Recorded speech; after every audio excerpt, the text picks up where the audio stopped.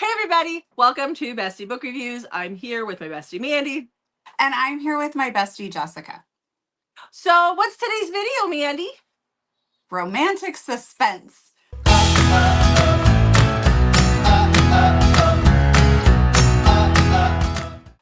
Yay! I should have thought of a way to be more suspenseful with that. I know, but thinking on the fly is not easy for me when we're doing these videos. Yes. Yeah. This is one that we did not that long ago, but we only have like 2 total rec videos for this out, and we've gotten asked to do it again. So I guess it was over 6 months ago that we did one, and then the one before that was like 2 years ago.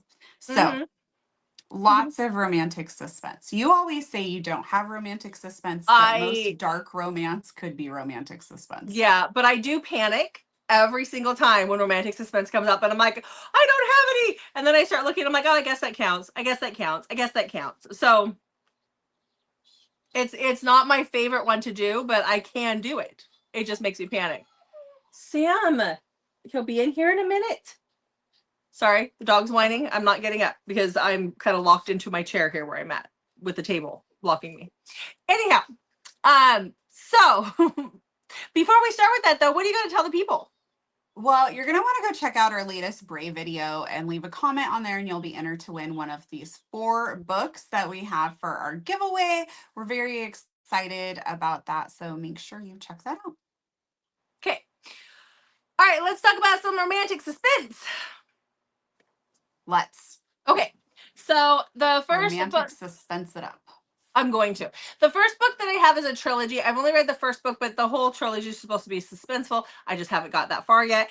But there is audio for all 3 now. And so that starts with Immortal Starts by Marissa Farrar. This is a why choose age gap, taboo, survival, romance. So this is about Lainey.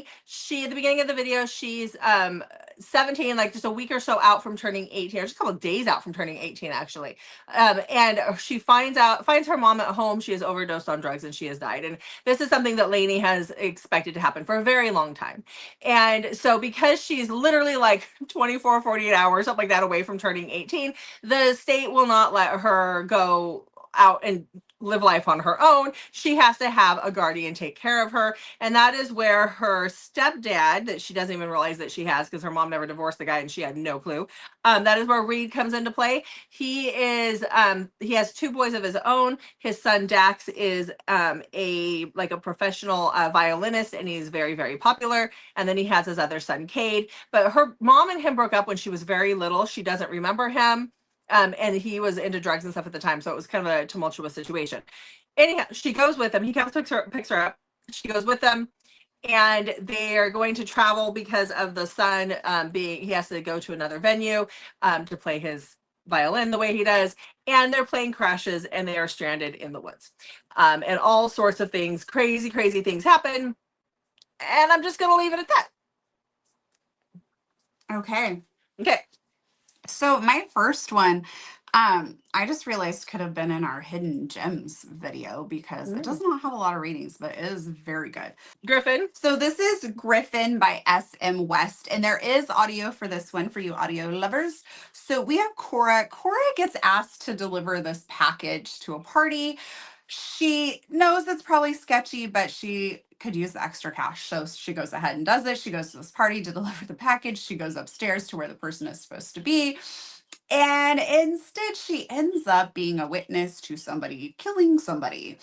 And she panics and freaks out and flees because obviously if this person is willing to kill somebody, they're probably going to want to tie up some loose ends as well.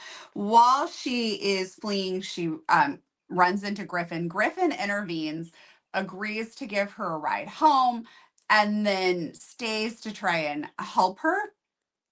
And so if you're listening to me say that and you're like, well, that's kind of odd. Why would he insert himself into this? Well, he might already be handling a tough job of his own. So there might be reasons why he's interested in intervening. So they go on the run together. And I will leave it at that. Hey. Okay, well now after the technical difficulties have been resolved, because there was some blurriness in the video, we fixed it. Okay, let's talk about my next book then. Please do. Okay, all The right. chicks are excited. Sounds like it. Okay, so this is Deadliest Desire by Nikki Ash. This is a brother's best friend, but I don't like brother's best friend, but I did like this one, so that's good. So this is about Daniela and Mateo. Daniela is 12 years younger than our hero, and so she's at college. He's older, obviously, doing his own mafia stuff. And she comes home from college one day with the announcement that she has a husband. Shocker. Like, she's just managed to get one of those in school. And things are not really as they seem with the husband. Crap hits the fan very, very, very quickly. And because of that, then Mateo makes her come live with him so that he can protect her from the crap that is hitting the fan. So there's all sorts of things going on. She might be pregnant. It might be yeah, there's some MMA stuff. There's some dyslexia going on. There's all sorts of interesting things happening. So, but that's all I remember about it. So that's as much as you guys are going to get. So I mean, I read it back in January. Give me a break. So yeah. January. I do like this series by Nikki Ash because this is the second in her Tempting Love series, but you can read it as a standalone. I like the first one too. Just saying. Okay. So mine I read over a year ago. Wow. Okay. Do you remember it? So this is Ford's Fight by Ashley A. Quinn. So Brooke is a hotel heiress, and she overhears her fiance, Jonathan, plotting to murder to overtake her family's hotel chains. So when she hears this, she panics and she runs. And she's rich, right? So she runs to their private airplane and gets the pilot to fly her out of there. And he takes her down to the Bahamas and leaves her with this guy, Ford, who takes her out onto his yacht, and he's supposed to keep her safe. Ford isn't exactly really excited about this, but he it's actually, I don't think it's a yacht, it's like a boat. But it might have been yacht-ish. Anyways, so Ford is going to try and keep her safe, but Jonathan knows that she overheard what he was planning and he is coming for her. So that's where we get the romantic suspense. So it is very, somebody was wanting boat wrecks. So this is out on a boat. They are in the ocean and Jonathan's coming for them. Okay. All right. Wouldn't it be wild to overhear your fiance plotting to kill your family to overtake your hotels? I mean, it'd be wild to own a bunch of hotels, but you know what I mean. That's kind of crazy. All of it would be wild. Yeah, exactly. Well, the next one I have is an MC romance. This is Wreck and Ruin by Emma Slate. Our heroine in this is Mia. She works at a bar, and one night there's this guy just harassing the crap out of her at the bar, and so she does something a little reckless and something I wish I would have had the balls to do when I was in my 20s, and walks up to the big burly biker who just walked in the door and plants one on him and just says, "Pretend to be my boyfriend." And big burly biker is like, "Hell yeah, woman, I'm gonna pretend to be your boyfriend." And then they don't see each other for a hot minute. And then a few nights later, she witnesses her boss in a drug deal gone wrong, and she ends up seeing something really bad go down, which puts her on the run, and these bad guys come chasing after her. She ends up getting beat up. Does she get beat up? Maybe not. Something ends up happening. No, she ends up going to the bad biker is what she ends up doing. She finds out who he is. She goes to, nope, that is not what happens. Man, I got mixed up. She ends up fleeing her house. She has to get away from these bad guys and ends up crashing on the stoop to a mechanic shop, and that is where our biker actually works, and she doesn't realize that she's seeking refuge in this place trying to hide, and is where he finds her the next morning, and then he decides, well, finders keepers, but she still has bad guys after her, and there's all sorts of things happening. So it was good. I enjoyed it. There's audio out for it now, which it was great, so now you can listen to it. Okay. I'm really sorry that the chickens are being so loud. I have told my husband as soon as we're done recording, these guys have got to go outside, so we have to go finish her. It's Okay. almost I done. We think just have to go they're finish it. probably louder. I mean, like I can hear them, but they're louder for you than they are for me, for sure. Okay, that's good to hear. Yep. Yep. Okay. Jessica Jr. will take it up a notch shortly. I'm sure she will. She likes to be heard.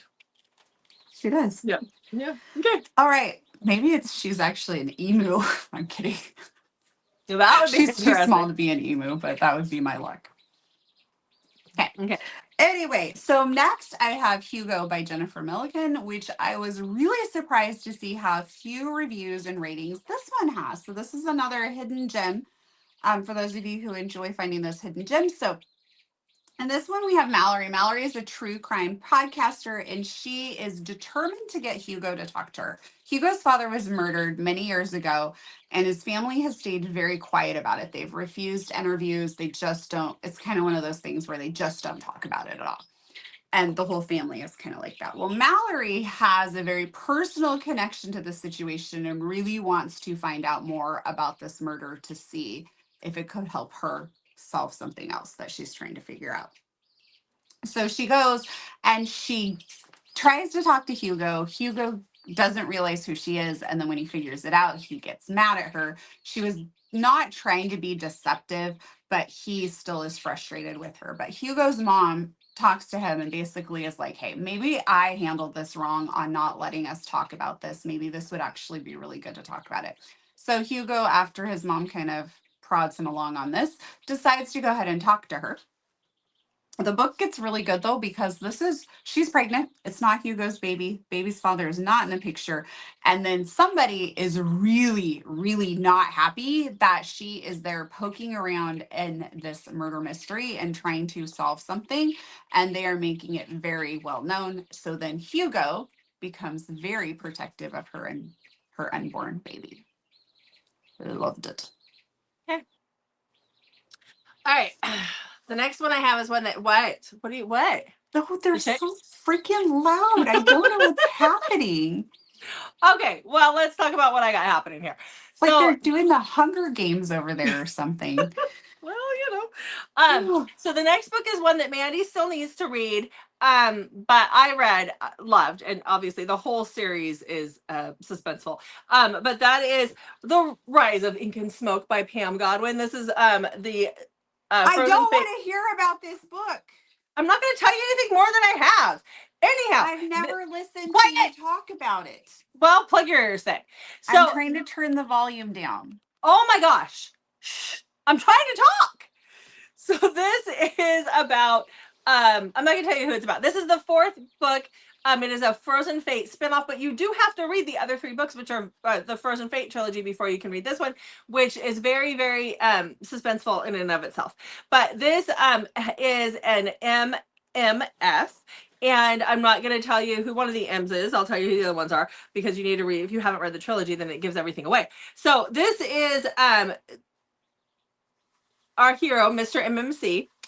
This takes place 6 months after Frozen Fate has ended, and he is working as a tattoo artist in Sitka when one day there is a girl. He's really he's got a thing for Disney princesses, and he's never really been in a relationship, and he sees this girl tromping down the road in Sitka, down in town, in a wedding dress, and he's like, my angel, I have found my woman, there's my princess. And she goes into the her name, that's Dove, she goes into the tattoo parlor and goes rooting around, and he's like, who is this angel, like what is she doing? And then she finds the shotgun that is hidden behind the couch, and she goes and proceeds to look for Jag, who is her stepbrother, and the one who ruined her wedding by sleeping with her fiance back in California. So she's now flown up to Alaska to kill him because he ruined her life yet again. Jag is our other male main character, is our other MMC, and this book is a book about healing, but there is obviously, in true Pam Godwin fashion, there is a lot of stuff going on here. So definitely go listen to this one, or go read this one. Audio will come out this summer. And Mandy has just given up. She just gave up totally. Jessica Jr. would like you to know that it was not her making all the noise. Oh, you just blamed her. Well, it was her fault. Oh, A lot okay. of the noise is happening because she's stepping on the other chickens, but she's being quiet. She doesn't understand her body shape and size at this point. Okay, look. She can't help it. Those linebacker shoulders get in the way. Okay. Yeah, but she's kind of mean. She she actually jumped up on the pile of chickens that were sleeping. Survival of the fittest. I know. She's why I had to move the silkies out of there. I have 2 separate totes of baby chickens in here. Okay, what's your next book? I'm going crazy. Well, my next book, speaking of crazy. It's like the funny farm there. That was probably Jessica Jr. stepping on somebody. She wants to be the center of attention. I'm sorry. Wonder where she got that from. I have no clue. All right. So, Countdown to Killing Curtis by Lauren Rowe. So, this is, if you're looking for an unhinged heroine, Buttercup is your heroine. So, Buttercup she has grown up with her father telling her she's destined to be a movie star. Her dad has repeatedly kind of mocked their mom, and she was a teenage pregnancy situation, and so he's kind of always blamed her for the life that he has, but he loves Buttercup a lot, and so him and Buttercup are kind of like 2 peas in a pod, and they make fun of and mock her mom a lot. But as the reader, we can kind of see where that's really not actually maybe as accurate. Anyway, so I need to take a drink of water. Sorry. My allergies are killing me. I can't imagine why. So anyways, we have, so Buttercup grows up this way, and then her daddy tells her he's going to California, he's going to make a better life, and he will come back for her once he gets settled. But here's the thing, he never comes back. And Buttercup is devastated. So Buttercup decides to take things into her own hands to further herself along so she can get to California to be the movie star she knows she's destined to be. A lot of things go awry. The book starts off literally the very beginning of the book starts off with one day before killing Curtis. And then we go back in time and we see this countdown to when she is going to kill Curtis. So she goes to California eventually after meeting some different people that will come back into play later in the story. She meets Curtis, and Curtis promises he's a porno king, and he promises to make her a real movie star. And Buttercup believes him for a while, and then she decides she needs to take things into her own hands, much like Jessica Jr. So we have romantic suspense in this because of the fact that you're reading a book about a woman who is getting ready to kill someone, and we don't really know what's going on. And then there's the whole mystery of where is her dad? Who is this other person that shows up? Lots of different things going on. It is has some darker elements for Lauren Rowe, but it is much lighter than a true dark romance, if that makes sense. So I don't want people to think it she's very unhinged, but it's in a lighter manner, almost like a romantic suspense rom-com, but yet not. I don't know how to explain it. I just don't want people to be turned off thinking it's dark, but I guess there is some dark elements because it is called Countdown to Killing Curtis. Anyway, next. Okay. All right. Well, my last recommendation is going to be Grave Matter by Karina Halle. Oh, I can't do all these things and keep my book open at the same time. So this one she does list it as a psychological thriller, but for me it was suspenseful. It was a suspense. So this is about Sydney and Dr. Wes Kincaid. So Sydney is going out to Vancouver Island. She's going to be in an isolated area of Vancouver Island, which, by the way, that is a very expensive ferry ride. So cool for her. Actually, she didn't ride the ferry. She should complain. Anyhow, so she's on this island. She's doing her dissertation, I think is what it was. She's a college student, and she's working with this foundation that is on this that studies the flora and fauna, I believe, out there. It has a lot to do with mushrooms. There's some mushroom things going on here. But when she gets there, there's some creepy things that are happening. Like the person who was on the plane with her, like all of a sudden just disappears. And she's like, where did that person go? And then, you know, there's nights when she'll look out of her window and her professor is staring at her window and just watching her through her window. She starts seeing things. She starts people seem very deceitful. She's not 100% sure what is going on here. And so I really can't talk much about it. All I can say is it's really, really good, and you should go read it because it's really, really good. Okay. Okay, so I must be to my last book. And can we do a romantic suspense video without having a Catherine Cowles book? I think it's pretty much a given at this point. Yes. So latest release, Across the Vanishing Sky. So if you've not picked this one up yet, I was almost getting ready to set my timer. Wrong video, Mandy. Yep. Okay, so in this we have her name's Brayden, but she goes by Bray. So she moves to oh my gosh, Starlight Grove, because her best friend went missing here about a year ago. So her and her best friend were on a hike, and her best friend just literally just vanished. And she is adamant that something has happened to her, that she is not dead. And she just felt like the people who were in charge just didn't really look into it at all. And they're like, oh, she probably fell in the river or got ate by an animal. But there was no signs of any of this. And she's like, this just isn't how it happened. So she moves there with her young son.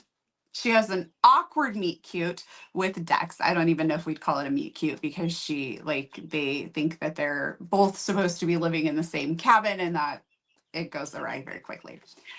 But Dex used to work for the FBI. He's a hacker. He's trying to stay under the radar, and he also is the son of a serial killer. And so him and his brothers are dealing with what that is like for them. Basically, it's lifelong trauma, right? So Dex agrees to help her look into what happened to her best friend, even though he shouldn't be hacking and all of that stuff. He's trying to stay under the radar. He agrees to help her. But there is somebody in town who is not happy at all that she is there and that she is looking into this disappearance. So there you have it. I recently saw that Catherine Cowles posted, a thing on her page, like, I'm a Catherine Cowles reader. Of course, I suspect everyone in the story. And that is, you kind of have to do that in her books, as well as just know that whoever is falling in love is not safe. But I love them, and I can't wait to read the next one. Okay.